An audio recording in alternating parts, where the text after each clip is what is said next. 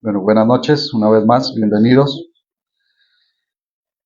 Eh, Esta tarde he preparado un tema, creo que alguna vez ya lo enseñé, hace mucho tiempo ya, pero le he hecho unos ajustes a la enseñanza.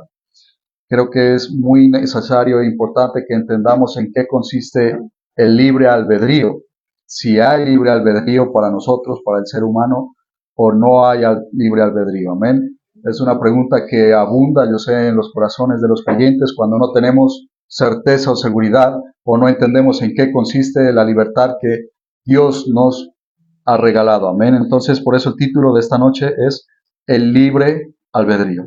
¿Qué dice la Biblia? Amén. Entonces vamos a empezar respondiendo esta pregunta. De manera general, ¿qué entiende usted por libre albedrío? Los escucho. Libre para hacer todo. O sea, según uno, ¿no? Según uno. A ver, libertad para hacer lo que uno quiera. ¿Qué más podría hacer? Entonces, generalmente tenemos, de manera general, el concepto que entiende el mundo, ¿listo? Es tomar decisiones de forma libre y espontáneamente, sin coerción. Es decir, yo decido hacer o no hacer algo. ¿Listo? Eso es de forma general. Según la Biblia, el hombre tiene libre albedrío. Vamos a ver. Pero esta libertad de decidir debe entenderse con la siguiente premisa. Ojo a lo que estoy diciendo. ¿Cómo debe entenderse el libre albedrío conforme a la Biblia? Amén. Dice, esta es una premisa que yo la he construido. Dios fue quien determinó el libre albedrío para el hombre en el sentido de que ha de salvarse o perderse de acuerdo a los parámetros que Él estableció. Es decir, creer para salvación o no creer para condenación. Dios determinó entonces el camino, Dios determinó, estableció el modo, el cómo y el por qué, y en nada interfiere que sea el hombre que decida creer o no creer. Es decir, el libre albedrío, conforme a la Biblia, consiste en esto, que usted decida si cree para salvación o no cree para condenación. No es más. El libre albedrío que nosotros conocemos generalmente, digamos clasificándolo de algún modo, si es que podemos clasificarlo, tengamos que hay obras o frutos, si usted quiere, para el creyente en el espíritu, obras para la persona no creyente. Y de acuerdo a lo que cada uno ha escogido, digamos, si creer para salvación o no creer, digamos que en ese mundo acá, si yo he creído, tomo decisiones, claro, de mi libertad, pero con base en algo, si me hago entender, algo mayor. Y acá cuando está el no creyente, es decir, el que no ha creído, también toma decisiones, pero está sujeto a algo también, algo mayor. Así no crea, ¿me hago entender? Entonces, el libre albedrío que nosotros conocemos de manera general es muy pequeño comparado a lo que Dios ha establecido y en qué consiste verdaderamente el libre albedrío bíblico, estoy hablando, claro.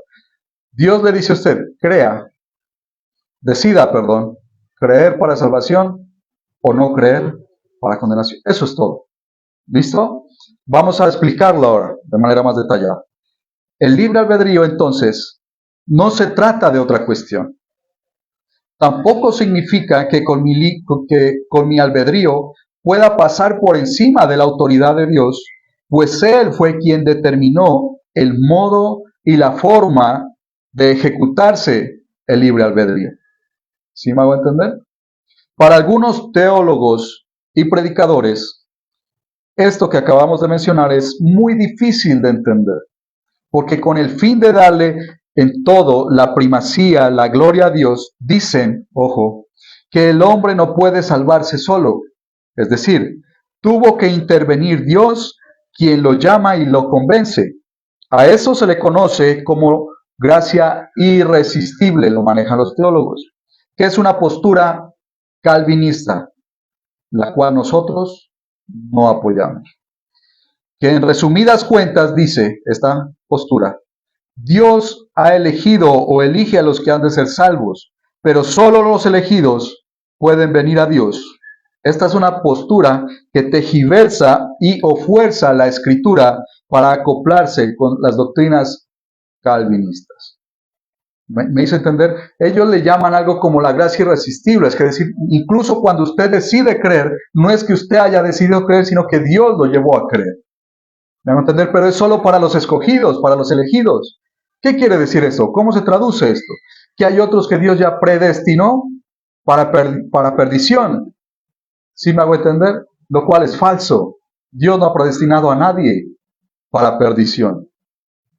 Porque entonces, sin embargo, esto que acabamos de hablar entonces acerca de la gracia irresistible que ellos enseñan, no nosotros, ni la Biblia, ojo, sino ellos, ¿no?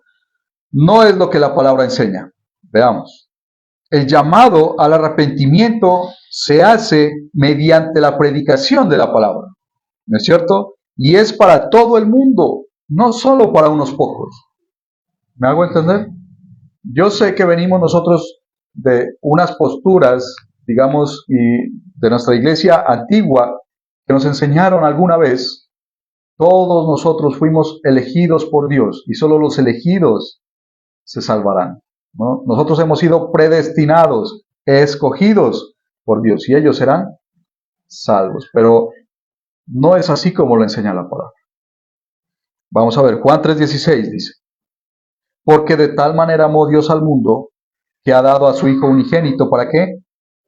Para que todo aquel que en él crea no se pierda, mas tenga vida eterna. Amén. Yo creo que es claro, es sencillo de entender y no tengo que tergiversar o cambiar la escritura para decir, no, es que ahí cuando se refiere a que todo aquel es solo los elegidos. Ahí ya le estoy agregando mi pensamiento. Cuando dice todo aquel es todo aquel, hermano. ¿Listo?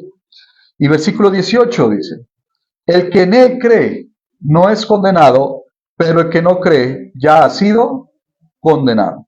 Y versículo 36, el que cree en el Hijo tiene vida eterna, pero el que rehúsa creer en el Hijo no verá la vida, sino que la ira de Dios está sobre él.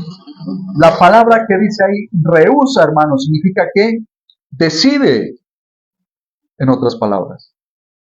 ¿Cómo? ¿Qué es rehusarse, hermanos? Negarse, abstenerse, ¿no es cierto? Decido no hacer, no creer, etc. Veamos otro pasaje, 1 de Timoteo 2:4. Está después de Corintios.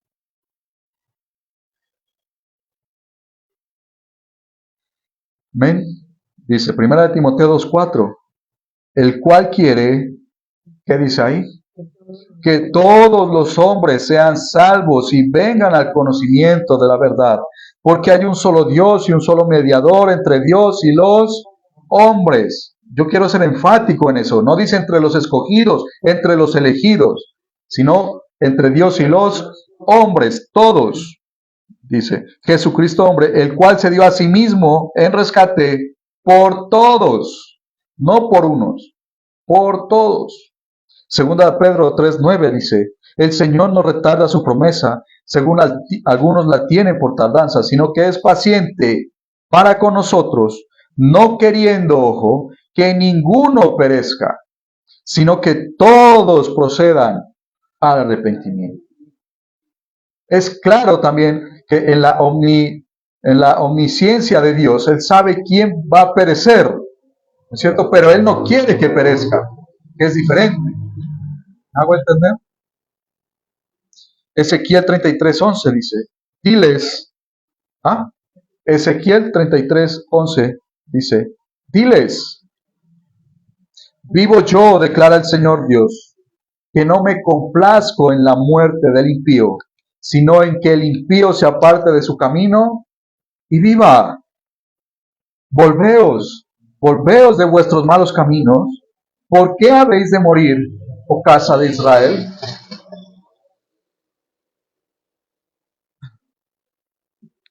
Isaías 55:6. Buscad al Señor mientras pueda ser hallado. Llamadle en tanto que está cerca. Abandone el impío su camino y el hombre inicuo sus pensamientos y vuélvase al Señor, que tendrá de él compasión al Dios nuestro que será amplio en perdonar. Lo que estoy dando son pasajes en los cuales se evidencia que Dios no quiere que el ser humano perezca, sino que siempre está extendiendo la mano, permitiéndole al ser humano volverse a Él, ¿no es cierto? Salmo 77:8 dice, ¿ha cesado entonces su misericordia? ¿Ha cesado para siempre su misericordia? ¿Ha terminado para siempre su promesa? Claro que no. Dios es el mismo ayer, hoy y siempre. Entonces con eso hemos establecido que la salvación no es para unos pocos. Claro, podíamos adentrarnos más, pero yo creo que es suficiente en este momento, ¿eh? No es el tema tampoco, pues, entrar a discutir o la enseñanza de esta noche acerca de la predestinación o los elegidos o escogidos de Dios. Pero ya estamos viendo que no hay tal cosa, que es una postura calvinista, un movimiento. Recordemos que Dios estableció que el hombre le ha dado de conocer recordemos que Dios se ha dado a conocer al hombre por medio de la predicación en estos tiempos. Primera de Corintios 1:21 dice, amén. Pues ya que en la sabiduría de Dios el mundo no conoció a Dios mediante la sabiduría, agradó a Dios salvar a los creyentes por la locura de la predicación. Entonces, ¿por qué? Nos contesta Romanos 1:19, váyase más atrásito. Antes de Corintios está Romanos. Dice, porque lo que de Dios se conoce les es manifiesto, pues Dios se lo manifestó, porque las cosas invisibles de Él, su eterno poder y deidad, se hacen claramente visibles, observables, entendibles desde la creación del mundo, siendo entendidas por medio de las cosas hechas, de modo que no tienen excusa. Es decir, el científico claramente puede ver a su alrededor y entender que todo no es producto del azar. ¿Me hago entender? Por eso dice el Señor, que a través de la creación se puede entender su enorme poder eterno. Versículo 21, pues habiendo conocido a Dios, no le glorificaron como a Dios, ni le dieron gracias, sino que se envanecieron en sus razonamientos, y su necio corazón fue entenebrecido. Entonces, por eso es que decía 1 Corintios 1:21, que como no quisieron reconocer a Dios por medio de la sabiduría, es decir, del conocimiento, agradó a Dios que se le conozca ahora por medio de la locura de la predicación. ¿Me hago entender? Entonces, ¿por qué es esto? Porque el hombre decidió irse en contra de Dios, aun cuando se hizo evidente. Porque aún cuando se ha hecho evidente mediante la creación y por medio de esta puede ser entendido su poder, el hombre no quiso reconocerlo. Pero entonces, dirán algunos, ¿no es Dios que hace que el hombre se vuelva a Dios? Entonces podríamos responder nosotros con esta en Romanos 18, que dice, esta es la palabra de fe que predicamos, que si confesares con tu boca que Jesús es el Señor, y creyeres en tu corazón que Dios lo levantó de los muertos, serás salvo. Entonces vemos el proceso aquí para alcanzar esta salvación, porque más adelantico nos dice ahí en el versículo 14, ¿cómo pues invocarán a aquel en el cual no han creído? Noten que el resultado es creer, ¿listo? O sea, la etapa final de este proceso es creer.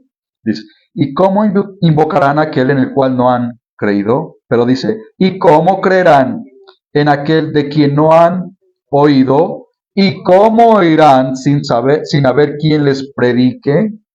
Entonces, ¿y cómo predicarán si no fuesen enviados? El resultado es creer. Lo primero es que hayan sido enviados. Enviados para predicar, para enseñar, y a través de ellos el oyente oye precisamente esa palabra y cree y lo invoca. Si me hago entender, ahí está el orden de cómo una persona puede ser salva. Ahora, entonces, Dios es Dios quien hace que el hombre se vuelva a Él. estamos viendo que Dios estableció el método, la forma, el modo, ¿sí me hago entender? ¿A través de qué? A través de la predicación de la palabra, ¿no es cierto? Entonces dice, por eso Romanos ahí 10, 17 más adelante, así que la fe es por el oír y el oír por la palabra de Dios. Veamos un ejemplo de cómo Dios obra en las personas, para que entendamos. Hechos 16, 14, más atrás de Romanos. Dice, entonces, una mujer llamada Lidia, vendedora de púrpura de la ciudad de Tiatira, que adoraba a Dios, mire, estaba, ¿qué? Oyendo, y el Señor abrió el corazón de ella para que estuviese atenta a lo que Pablo decía. No dice que la forzó a creer, me hago entender, sino que permitió que pudiera escuchar la palabra. En conclusión, Dios determinó que el hombre será salvo cuando éste decida creer al evangelio que es predicado. ¿Quién lo determinó? Dios. Entonces no tenemos problema nosotros al decir que el libre albedrío consiste en que creer para salvación o no creer para salvación. No es más el libre albedrío bíblico. Ahora, es claro, conforme a la Escritura, que Dios pensó y nos amó desde antes de la creación. Eso dice su palabra. Un ejemplo, primera de Juan 4:9 dice, en esto se mostró el amor de Dios para con nosotros, en que Dios envió a su Hijo unigénito al mundo para que vivamos por él. En esto consiste el amor, no en que nosotros hayamos amado a Dios, sino en que Él nos amó a nosotros y envió a su Hijo unigénito en propiciación por nuestros pecados. Fue Él quien nos amó aun cuando nosotros no le conocíamos, no le amábamos ni le creíamos. En ese orden de ideas, debemos tener claro entonces algunos aspectos importantes de la palabra. Voy a mencionar tres. Primero, primer aspecto, el hombre está separado de Dios. ¿Listo? Que el pecado entró a raíz de un hombre. ¿Cuál era ese hombre? Adán. Y por ende entró la muerte al mundo. Es decir, viene la separación del hombre con Dios. Usted lo ve en Génesis 3. A raíz de esto, la muerte ha de entenderse como la separación del hombre con Dios. Una muerte espiritual. Por eso cuando el Señor Jesús le enseña a Nicodemo, es necesario que el hombre vuelva a nacer de nuevo, vuelva a la vida. Dice la palabra que cuando hemos creído, hemos pasado de muerte a vida. Entonces el hombre sin Dios por causa del pecado está muerto espiritualmente para Dios, separado de Dios. Romanos 3:23 dice, por cuanto todos pecaron y están destituidos de la gloria de Dios. Como hemos visto entonces, el libre albedrío consiste única y exclusivamente en creer o no creer. No es respecto de nuestras obras. Cada uno va a actuar conforme a su naturaleza, a su convicción. Es decir, si usted cree en Jesucristo, las decisiones que usted va a tomar en su vida van a ser conforme a lo que ha aprendido del Señor Jesucristo. Sí, pero si usted no cree en Jesucristo, usted en su vida va a tomar decisiones conforme a las convicciones que usted tiene del mundo. ¿Me hago entender? Pero recordemos que el mundo está gobernado por Satanás. Crea o no crea, no importa. Sigue la misma corriente de todos los que están sin Dios. Pero vemos que en ambas partes existe, digamos, un libre albedrío, pero que no son libre albedrío en realidad, sino tomar decisiones. ¿Sí me hago entender? Pero el libre albedrío mayor, el único que establece Dios es, decido creer o no creer. ¿Sí? Eso determina el rumbo de mi vida. ¿Listo?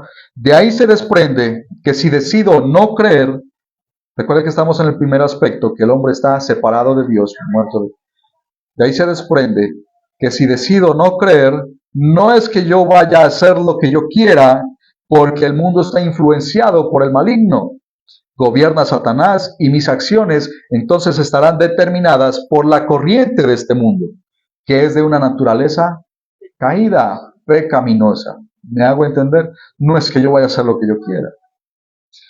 Efesios 2:1 dice, y Él os dio vida a vosotros cuando estabais muertos en vuestros delitos y pecados, en los cuales anduvisteis en otro tiempo, siguiendo, miren, la corriente de este mundo, conforme al príncipe de la potestad del aire, el espíritu que ahora opera en los hijos de desobediencia, entre los cuales también todos nosotros, vivimos en otro tiempo en los deseos de nuestra carne, haciendo la voluntad de la carne y de los pensamientos, y éramos por naturaleza hijos de la ira, lo mismo que los demás. Entonces, ahí vemos claramente cómo una persona que decide no creer en su libre albedrío no va a hacer lo que quiere, va a hacer lo que el mundo quiere que haga. Amén.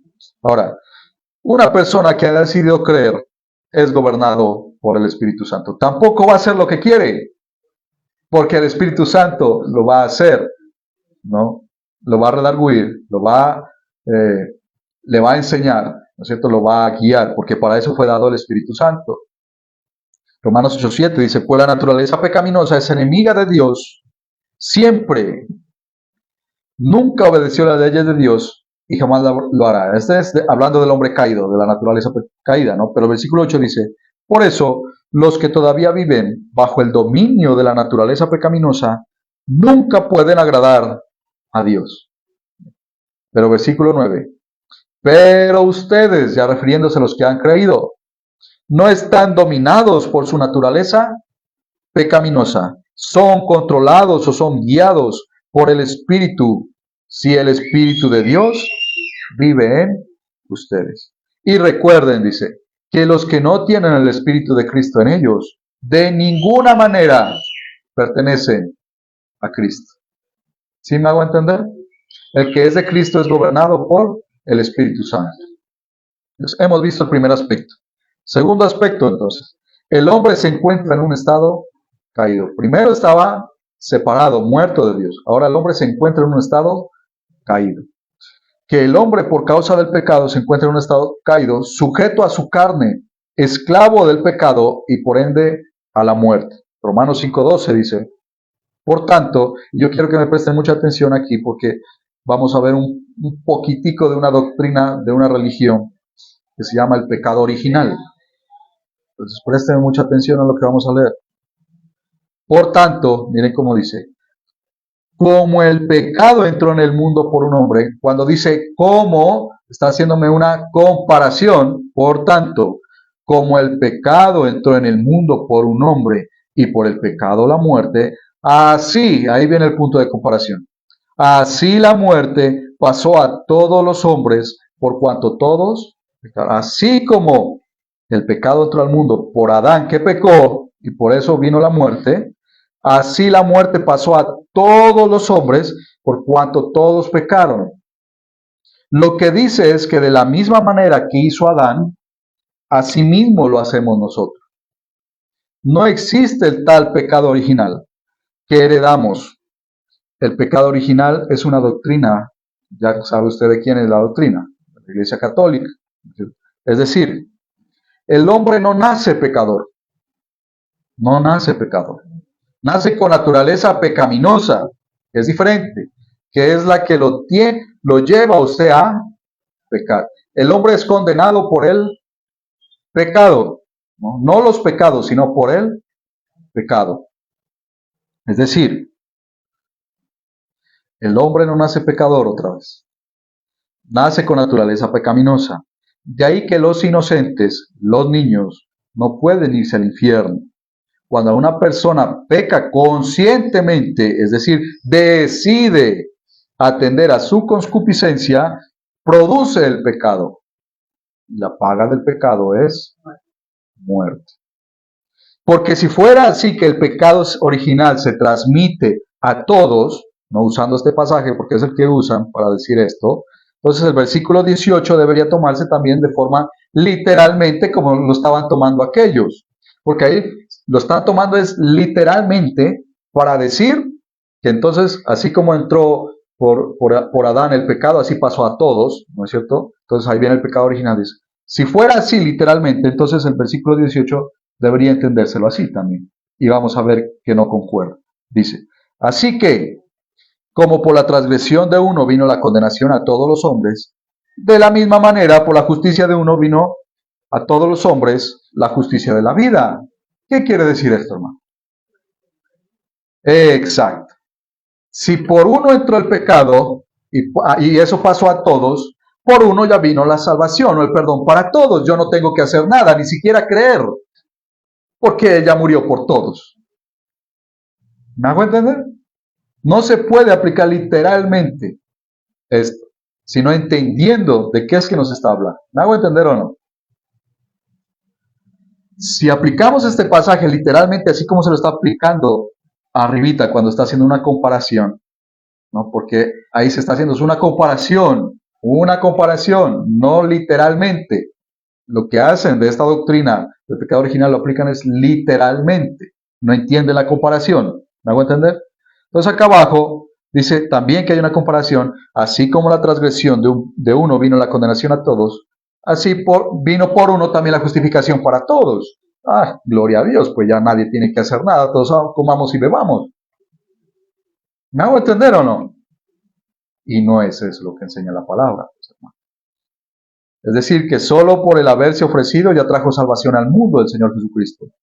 A todo hombre sin necesidad ni siquiera de tener fe, lo cual estaría contrariando la misma palabra, porque la Escritura dice y enseña que a todos los que le recibieron, los que creyeron, los que decidieron, tienen o pueden ser llamados hijos de Dios o son salvos, ¿no es cierto? Entonces, si aplicamos eso, ¿para qué todo? Bastaba nomás con el Señor por Jesucristo fueron salvos todos, punto. ¿Me hago entender o no? Bueno, después ahondaremos más en lo que es el pecado original. Yo creo que fui claro, pero después ahondaremos más si quiere. Ese no es el tema. Estamos hablando entonces de aspectos importantes. Primer aspecto, que el hombre se encuentra separado o muerto para Dios. Segundo aspecto, que el hombre está en una naturaleza caída. No existe el pecado, pero cada uno decidió creer. ¿Listo? No creer, perdón.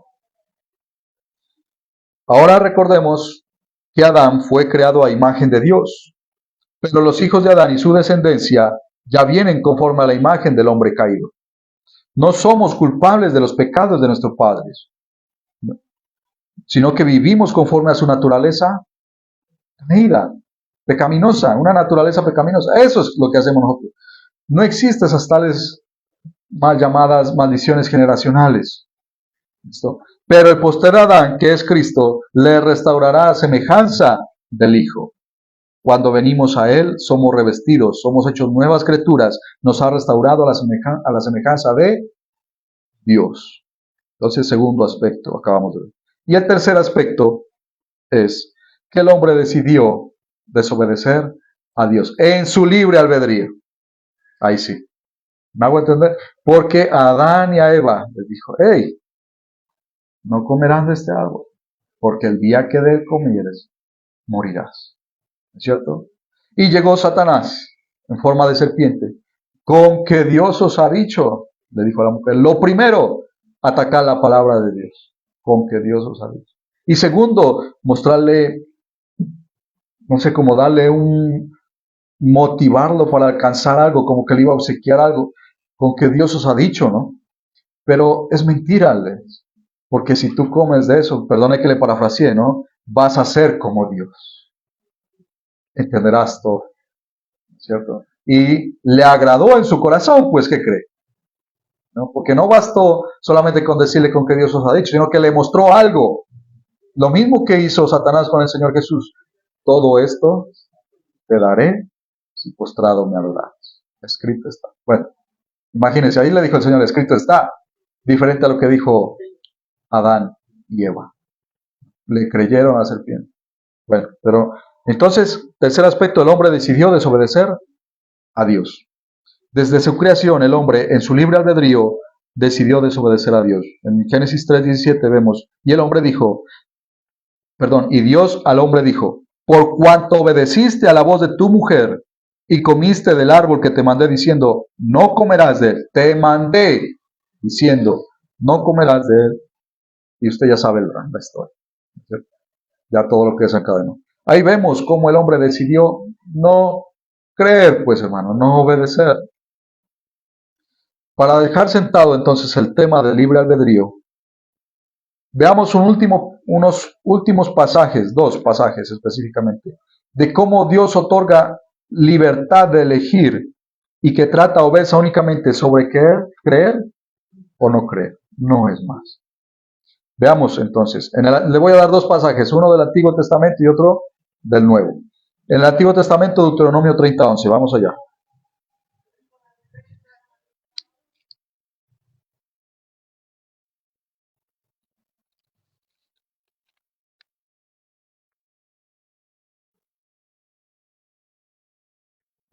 ¿Ven? Deuteronomio 30:11 dice, porque este mandamiento yo te ordeno, perdón, porque este mandamiento que yo te ordeno hoy no es demasiado difícil para ti, ni está lejos. Bueno, aquí antes de ubiquémonos en el contexto. Dios le estaba hablando a través de Moisés al pueblo de Israel en su formación en el Sinaí. ¿Sí? Claramente es para el pueblo de Israel, obvio. ¿Sí? Pero podemos ver cómo eso se aplica en la enseñanza teológica, pues hermano, de toda la Biblia. Amén. Dice, porque este mandamiento yo te ordeno hoy no es demasiado difícil para ti, ni está lejos. No está en el cielo para que digas, ¿quién subirá por nosotros al cielo? Y nos lo traerá y nos lo hará oír para que lo cumplamos. Ni está al otro lado del mar para que digas, ¿quién pasará por nosotros al mar? Para que nos los traiga o nos lo haga oír, a fin de que cumplamos. Dice, porque muy cerca de ti está la palabra, en tu boca y en tu corazón, para que las cumplas. Versículo 15.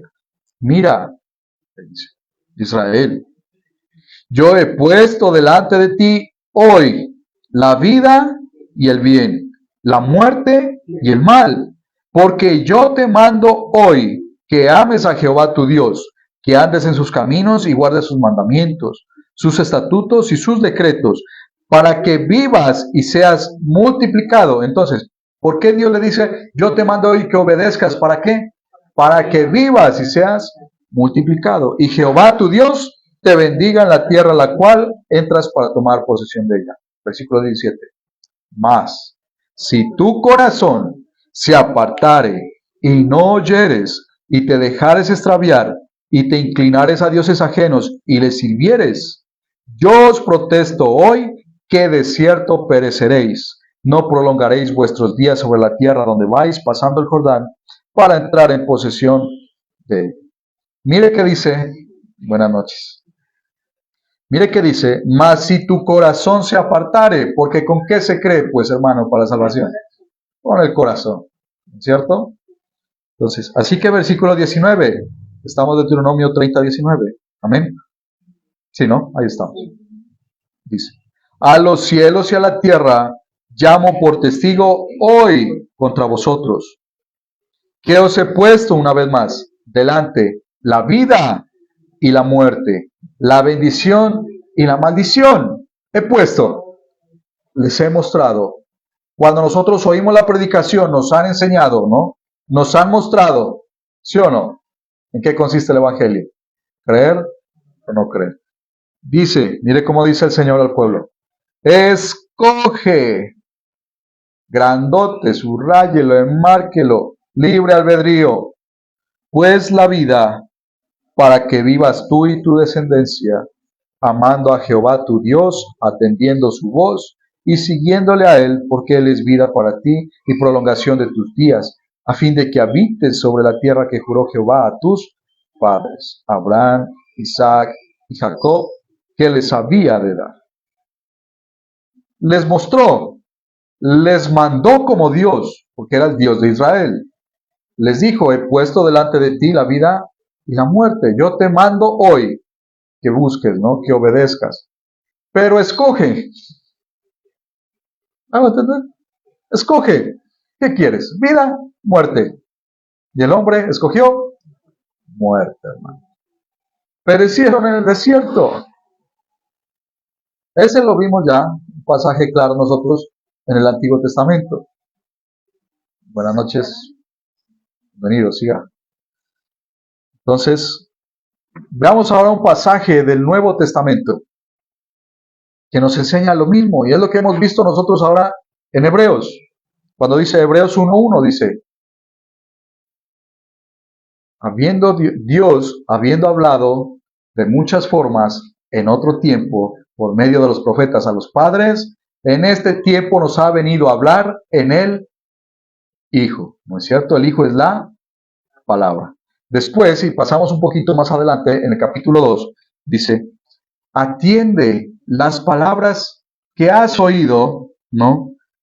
No vaya a ser que descuidemos una salvación tan grande. Presta atención a la palabra que has oído. ¿Cómo descuidarás una salvación tan grande? Y en el capítulo 3, en el versículo 7, dice, por lo cual, haciendo referencia a lo que ha hablado el Hijo, pues no desde capítulo 1, dice, por lo cual, como dice el Espíritu Santo, si oyeres hoy su voz, no endurezcáis vuestros corazones. Cuando dice no endurezcáis, ¿a quién le corresponde esa parte? Si oyes tú hoy la palabra de Dios, no endurezcáis tu corazón. ¿Cómo descuidarás una salvación tan grande? Si la única manera que hemos de tener salvación es por medio de la predicación de su palabra y a través de ella viene la fe, pues hermano. Decide creer o no creer a la palabra de Dios. Entonces, concluyendo, tenemos que Dios no está obligando a nadie a creer o a no creer. La salvación o el libre albedrío consiste en la decisión que recae en el ser humano de creer o no creer. Lo deja entonces Dios a criterio del hombre, pero Dios estableció el modo. ¿No es cierto? Y eso es lo que no aceptan muchas personas. Dios lo estableció así, entonces no hay problema. Decide creer para salvación, decide no creer para condenación. Ahora, tampoco viene el ser humano a Dios por miedo, por temor a un juicio. Eso es falso. ¿Por qué? Porque desde tiempos inmemoriales Dios le ha advertido al ser humano acerca, hey, pongo delante de ti la vida y la muerte. Escoge la vida, pues para que no te venga la muerte. Pero el hombre una y otra vez ha escogido la muerte. Por ende viene el juicio, ¿no es cierto? Y el hombre, sabiendo eso, aún así no le ha temido a Dios, ¿no es cierto? Las personas que han venido a Dios es porque le han creído. No en el sentido de que, va a venir juicio para mí, no, sino en el sentido de que en verdad Jesucristo es el Hijo de Dios que murió por mí en la cruz. Cargó mis pecados. Yo creo que soy ahora un pecador que necesita salvación y redención. Y que la única manera de que mi relación con Dios, ese Dios que creó todas las cosas, pueda ser restaurada es por medio de Jesucristo. Y si yo creo en eso, entonces mi relación con Dios ha sido restaurada. Es muy difícil creer a Dios a creer a Dios por un juicio, porque nosotros no venimos a Dios por un juicio. Venimos es porque hemos hallado misericordia en Dios. Hemos sido acercados por la fe, no por miedo, por temor. El justo, dice su palabra, por la fe vivirá. Entonces, tenemos como ejemplo y evidencia bíblica que aunque al hombre siempre se le ha dicho lo que ha de acontecer, porque hoy el hombre sabe que hay un juicio, ¿no es cierto? Afuera sabe que un día va a haber un juicio, dice. En caso de que no crea, claro, y más aún, hemos visto evidencia bíblica y casos en la historia en que Dios le ha mostrado al ser humano su poder. Con Israel vimos cómo Él habló literalmente al pueblo en el Sinaí. Vimos cómo Dios obró a través de los profetas con grandes proezas. Vimos el hecho más grande y por el cual nosotros hoy predicamos es a Jesucristo resucitado. Usted sabe que sin Jesucristo resucitado no hubiera cristianismo. Y es porque muchos lo vieron resucitado. De ahí el cambio de los apóstoles, ¿no es cierto? Después lo vieron más de 500, etc. Y toda la historia cambió después de él. Entonces, algunos aún así con todo esto deciden no creer. No es por miedo, no es por temor a un juicio. Entonces, recordemos que nosotros seguimos a Cristo es por elección, no por miedo, sino por elección, por medio de la fe, aún no por miedo a una condenación u obediencia a una ley. ¿Sí me hago entender? El justo por la fe vivirá, dice por la fe. Entonces, ¿en qué consiste el libre albedrío bíblico? Decidir para creer o decidir no creer para condenación. Sencillo. Esa es la enseñanza entonces de esta noche, mis hermanos. Espero que podamos entender esta palabra, reflexionar, meditar en ella, estar seguros nosotros de nuestra salvación, de lo que Dios nos ha dado, de lo que Dios le ha ofrecido al ser humano. Todo aquel que en él crea no se perderá, mas tendrá vida, ya tiene vida eterna si ha creído, dice su palabra, ¿no es cierto? Entonces pongámonos de pie, vamos a orar, a darle gracias a Dios.